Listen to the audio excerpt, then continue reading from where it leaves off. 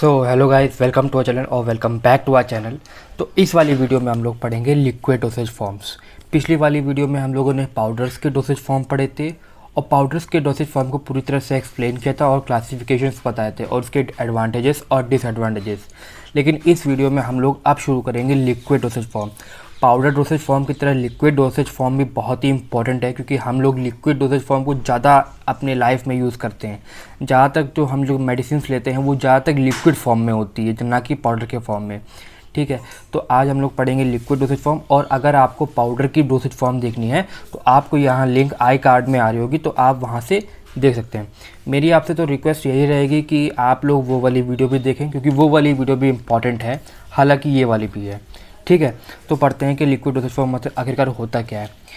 Liquid dosage forms are meant for oral use, मतलब कि liquid dosage form जो है वो ओरल यूज़ के लिए यूज़ होता है। जैसे कि सिरप्स हो गया, हनी टस है ना, सप्लीमेंट्स, ये सब ओरल यूज़ के लिए होता है। They are prepared by dissolving API. API means active pharmaceutical ingredient, मतलब कि वो दवाई का वो पार्ट जो हम लोग को ठीक करेगा। जैसे कि किसी लिक्विड डोसेज फॉर्म में देख लीजिए, अगर पैरासीटामोल की है तो पैरासीटामोल उसमें हो गया एपीआई जो हम लोग को बुखार से ठीक करेगा। तो ये बनते कैसे हैं, जो एपीआई है, जो मतलब कि ड्रग है जो हम लोग को ठीक करेगी, उसको हम लोग डिज़ोल्व कर देते हैं एक्वस, या तो पानी में डिज़ोल्व कर देते हैं डिस्टिल्ड वाटर में, और sucrose solution. Sucrose solution means sugar का ही फॉर्म होता है, क्योंकि देखो आपने जो भी सिरप देखा होगा मेजॉरिटी में सारी सिरप्स मीठी होती हैं। और मीठी किस लिए होती है, क्योंकि उसमें सुक्रोज मिला होता है ना। तो सुक्रोज एक बहुत ही अच्छा स्वीटनिंग एजेंट होता है और ये ड्रग के साथ कोई इंटरफेयर नहीं करता है।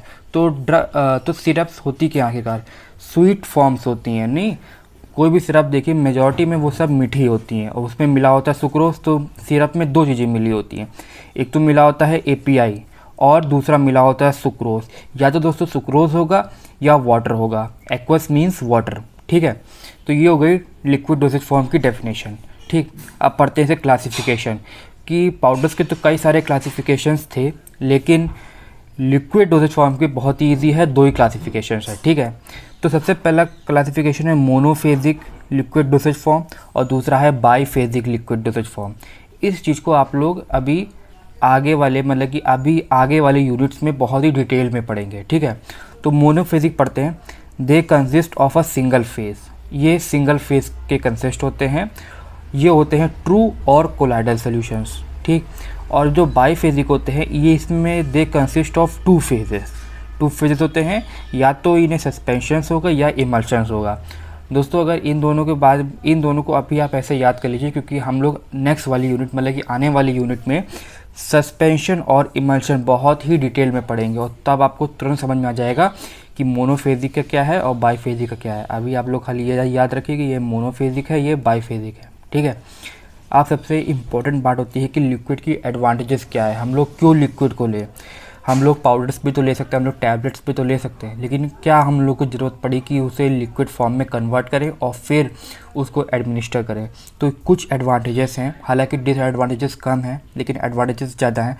और जहाँ तक ये नंबर 7.5 में पूछा जाता है एडवांटेजेस, अगर आपको इंट्रोडक्शन ऑफ लिक्विड आए तो आपको ये पूरा लिखना है। मैंने तो शॉर्ट में लिखा है, आप लोग इसको थोड़ा बढ़ा भी सकते हैं।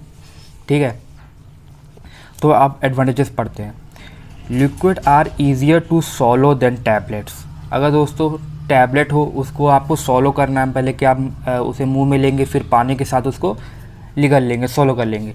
लेकिन कुछ लोग टैबलेट्स को सॉलो नहीं कर पाते हैं, तो उनके लिए लिक्विड डोसेज फॉर्म ईजी है। मीन्स वो आराम से लिक्विड डोसेज फॉर्म ले लेंगे, उन्हें सॉलो करने की ज़रूरत नहीं। लिक्विड डोसेज फॉर्म सॉलो करने से ज़्यादा ईजी है। ठीक है, large dosage can be easily be given. आप देखिए दोस्तों, लार्ज डोसेज देनी है, जैसे कि ज़्यादा देनी है, तो जैसे कि एक इंसान को बहुत ज़्यादा ही बुखार है, बहुत हाई फीवर है, तो उसको पैरासीटामोल बहुत ज़्यादा देनी है। अब वो तो बुखारी कंडीशन में है, वो तो बेचारा सुस्त पड़ा है ना, वो टैबलेट उसको निगलने की इतनी एनर्जी नहीं होती, तो उसको हम लोग लिक्विड दे सकते हैं। और दूसरी बात, लिक्विड का लार्ज डोसेज भी दे सकते हैं। अब पैरासीटामोल की वो कितनी टैबलेट निकल लेगा, मैक्सिमम 2, उसके बाद तीसरी टैबलेट देंगे तो कहेगा कि अब और नहीं निकल पाएंगे। अब मेरे मतलब कि क्योंकि निकलने में भी प्रॉब्लम होती है ना।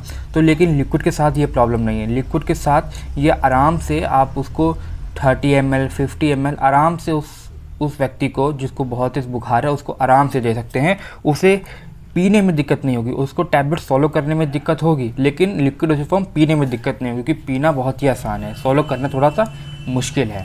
ठीक है, फिर आता है third point, bitter and unpleasant. Bitter मतलब कड़वा, कुछ पाउडर्स होते हैं दोस्तों कड़वे होते हैं, और अनप्लेजेंट मतलब कि बेकार टेस्ट, मतलब कि उसका बिल्कुल जैसे कि आंवले का जूस हो गया, बिल्कुल अनप्लेजेंट टेस्ट होता है, कोई इसे पीना नहीं चाहता है ना। आंवले का जूस कोई पीना नहीं चाहता, लेकिन सबको पीना पड़ता है। तो ये एग्जाम्पल है बिटर और अनप्लेजेंट टेस्ट का। तो इसके लिए क्या करें, unpleasant can easily B masked with sweetening agent. Masked means छुप जाना, विथ स्वीटनिंग एजेंट मतलब कि हम लोग करते क्या हैं कि जैसे कि कोई भी बहुत ही कड़वी ड्रग है, कड़वी ड्रग को हम लोगों ने सुक्रोज सोल्यूशन में मिला दिया। अब सुक्रोज सोल्यूशन में मिलाते ही वो कड़वी ड्रग हो गई मीठी हो गई, क्योंकि सुक्रोज तो मीठा होता है, तो वो जो कड़वी ड्रग है वो आराम से मीठी हो गई। अब वो आराम से कोई भी व्यक्ति ले सकता है, क्योंकि अब वो ड्रग कड़वी नहीं रही। जैसे कि आप समझ लीजिए आंवले का जूस है, आंवले को जूस को मुझे किसी को देना है, लेकिन वो बहुत ही कड़वा है तो आदमी पी नहीं रहा है, तो मैंने किया क्या, वो आंवले का जूस लिया और उसको सुक्रोज सोल्यूशन में डिज़ोल्व कर दिया। सुक्रोज सोल्यूशन में डिज़ोल्व करते ही वो आंवले का जूस या तो मीठा हो जाएगा या उसका कड़वापन चला जाएगा, और वो आराम से फिर ले सकता है। ठीक है, तो ये इसका सबसे बेस्ट एग्जांपल है, बेस्ट एडवांटेज है कि जो बेटर मतलब कि जो कड़वे ड्रग्स होते हैं और अनप्लेजेंट जो ड्रग्स होते हैं वो आराम से आप इनको ले सकते हैं, क्योंकि हम लोग इसमें मिला देते हैं स्वीटनिंग एजेंट। ठीक, तो स्वीटनिंग एजेंट से काफ़ी आराम मिलती है। ठीक है, और फिर फोर्थ पॉइंट है ईजिली गिवन टू चिल्ड्रन और ओल्ड पीपल। ये भी बहुत अच्छा पॉइंट है कि जो बच्चे होते हैं मतलब कि छोटे बच्चे जैसे कि 2 साल के 3 साल के, वो लोग टैबलेट फॉलो नहीं कर सकते, उन्हें हम लोग बता भी नहीं सकते कि टैबलेट फॉलो कर लो, तो उन्हें क्या करेंगे, या तो बच्चे होते हैं या बूढ़े होते हैं, बहुत ही बूढ़े बुजुर्ग लोग हैं, है ना, उनको उठने की भी मतलब की ताकत नहीं है, तो वो लोग टैबलेट फॉलो नहीं कर पाएंगे। वो लोग हाँ, लेकिन टैबलेट तो फॉलो नहीं कर पाएंगे, लेकिन सिरप आराम से ले लेंगे। बच्चे भी जो आप देखते होंगे कि बच्चों को हमेशा सिरप दी जाती है, मीठी मीठी सिरप दी जाती है, ताकि वो लोग टैबलेट फॉलो कर ही नहीं सकते, वो लोग तो भी बहुत छोटे हैं, तो उनको सिरप दे दो, सिरप को पानी की तरह पी लेंगे बस, और उनकी बॉडी में ड्रग भी चली जाएगी, हमारा काम भी बन जाएगा। सेम बात है ओल्ड पीपल के साथ भी, यही है हमारा एक बहुत बड़ी एडवांटेज। ठीक, और फिर लास्ट पॉइंट है मोर रैपिडली एंड ईजिली एब्जॉर्ब। क्योंकि दोस्तों होता क्या है कि जो सिरप्स होते हैं वो जल्दी एब्जॉर्ब हो जाते हैं, जो टैबलेट्स होते हैं वो टैबलेट्स थोड़ी देर में एब्जॉर्ब होता है। अगर आपने टैबलेट लिया तो उसका जो एक्शन है वो थोड़ी देर बाद आएगा, लेकिन एज़ कम्पेयर टू सिरप आपको तुरंत एक मतलब कि विथ इन सेकेंड्स रिलीफ देगा। इसका बेस्ट एग्जांपल है एंटासिड। अगर आपको एसिडिटी हो जाए और आपके चेस्ट में जलन होने लगे तो आप एक एंटासिड पी लीजिए, एंटासिड आपको तुरंत विथ इन सेकेंड्स आराम दे देगा, है ना। और अगर बात करें आपको खांसी बहुत ज़्यादा आ रही है, आपको कफ हो रहा है, तो आप हनी टच का सिरप पी लीजिए। हनी टच का सिरप आपको विद इन 5 मिनट्स आराम देना शुरू कर देगा, आपकी विद इन 5 मिनट्स खांसी बंद हो जाएगी। तो ये है इसका रैपिड एक्शन। टैबलेट लेंगे थोड़ी देर बाद काम करेगी, लेकिन सिरप लेंगे तुरंत काम करेगी। तो ये इसका बहुत ही अच्छा एडवांटेज है सिरप का, कि ये बहुत ही जल्दी एक्ट करता है और बहुत ही जल्दी अपना एक्शन शो करता है। ठीक है, लेकिन साथ साथ ये सिरप मान कि लिक्विड डोसेज फॉर्म अपने साथ डिसएडवांटेजेस भी लेके आता है। वो डिसएडवांटेजेस क्या है वो देखते हैं। They are usually less stable than tablet और पाउडर।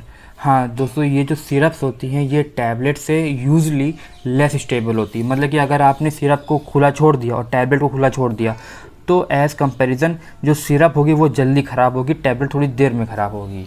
ये इसका एक डिसएडवांटेज है कि ये जो सिरप होती हैं ये अनस्टेबल होती, तो इसीलिए जो इनके जो कंटेनर्स होते हैं जिसमें वो मतलब कि कंटेनर्स होते हैं जिसमें सिरप आती है, मैक्सिमम वो ग्लास के होते हैं। ग्लास के इसलिए होते हैं क्योंकि वो ग्लास बहुत ही इनर्ट होता है, तो अगर प्लास्टिक के होंगे तो प्लास्टिक के साथ सिरप रिएक्ट कर जाएगा, लेकिन ग्लास के साथ नहीं करेगा। ठीक है, नेक्स्ट है they are bulky and difficult to transport. हाँ, ये भी है कि जो सिरप की बोतल होती है वो बड़ी होती है एज़ कम्पेरिजन टैबलेट तो छोटी छोटी होती है। टैबलेट का एक पत्ता जिसमें 10 टैबलेट्स हैं बहुत ही थोड़ा स्पेस लेगा, लेकिन सिरप उसके कंपैरिजन में कई गुना ज़्यादा स्पेस लेगा।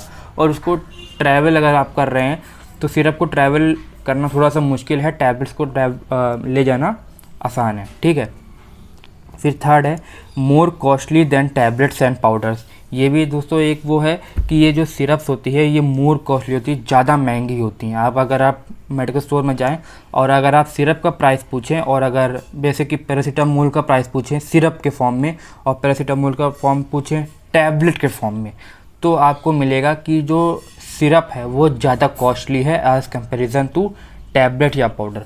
तो ये दोस्तों इसके 3 डिसएडवांटेजेस कि ये बहुत ही लेस स्टेबल होता है, ये बहुत ही बल्की होता है और डिफ़िकल्ट टू ट्रांसपोर्ट होता है, और ये बहुत ही कॉस्टली होता है। तो ये था दोस्तों लिक्विड डोसेज फॉर्म का इंट्रोडक्शन। नेक्स्ट वाली क्लास में हम लोग पढ़ेंगे इसका क्लासिफिकेशंस। एंड थैंक यू दोस्तों, जय हिंद।